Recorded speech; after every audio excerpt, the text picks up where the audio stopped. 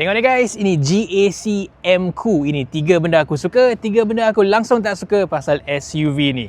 Jom. Pertama sekali, styling kereta ni aku tak akan cakap dia lawa ataupun stylo lah, tapi apa yang tak boleh dinafikan, dia sangat-sangat unik. So dari depan, dia tajam, futuristic, nampak macam kereta dari anime Jepun pun ada. Dekat belakang ni pun lampu dia style Star Wars punya lightsaber dan spoiler dia pun memang gaya. Lepas tu dia ada power door handles, rim 19 inci dengan tayar Continental lagi. Tapi sebab ini model Eco Contact, kalau jalan basah dia licin sikit lah. And of course, exhaust tipu ni aku tak suka, but as a whole lah kan, M-Coupe ni nampak jauh lebih menarik banding dengan SUV segmen C yang harga lebih kurang sama macam the Proton X70. Yang tak bestnya, walaupun sekali pandang dashboard ni nampak cantik dengan banyak permukaan lembut, kalau tengok dekat-dekat dia ada banyak part-part yang rasa murah. Sebagai contoh, aircon control ni dah longgar dan ada banyak benda lain yang pakai plastik kosong macam ni dan keras. Skrin tengah ni pun bezel dia tebal tapi display kecil, dan walaupun dia ada Apple CarPlay, Android Auto,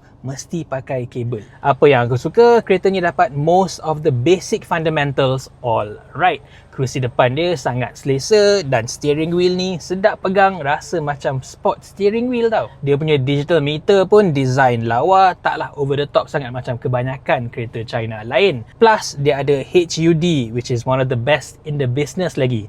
Dia sangat-sangat jelas dan dia ada banyak informasi yang bagus. But the worst part of this car kan, gear selector ni. Bukan pasal dia buruk, because I think it looks quite nice. Dia ada crystal, a bit premium, dan toggle switch ni pun lebih kurang sama dengan BMW dan Porsche sekarang. The problem is, kebanyakan kereta lain yang ada electric shifter ni, bila korang dah siap parking, tak kisahlah drive ataupun reverse, korang biasanya boleh terus tekan off engine dan secara automatik dia akan masuk P dan turn on the electric parking brake. Yang ni pula lain. So misalnya korang dah reverse park, tekan start stop button, engine dia memang turn off tapi dia tak tarik handbrake. Kalau tempat parking tu rata, still okay je lah. Tapi kalau parking on a slope, lepas brake je, kereta terus jalan. Memang bahaya. And then bila nak start balik engine, tekan brake, tekan button, engine tak start pula because your transmission is still in R or D.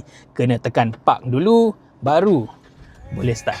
Nasib baiklah sebagai SUV keluarga, GAC M-Coupe ni sangat-sangat practical.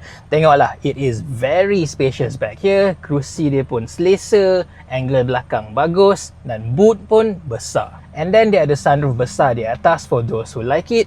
Plastik dekat pintu belakang ni pun masih lagi lembut. And my favourite feature, dia ada electric child lock di depan. Tekan button sahaja, kanak-kanak dekat belakang tak boleh buka pintu ataupun tingkap. Tak payahlah susah-susah nak buat secara manual for each door. But unfortunately, aku kena cakap pasal dia punya drivetrain ni juga. Engine dia sebenarnya okay tau. Power bagus dan dia sangat lancar and it's actually quite quiet. Tapi gearbox 7-speed DCT ni memang sangat-sangat kasar. Bawa dalam jam, rasa macam kereta manual yang driver tu tak tahu macam mana nak main clutch. The whole family akan terangguk-angguk lah kat dalam ni. Dia punya fuel consumption pun is not very good. Aku bawa kereta ni mostly highway sahaja sebab memang tak boleh tahan kereta ni dalam bandar. And even then, aku average 9.5 liters per 100 km sahaja.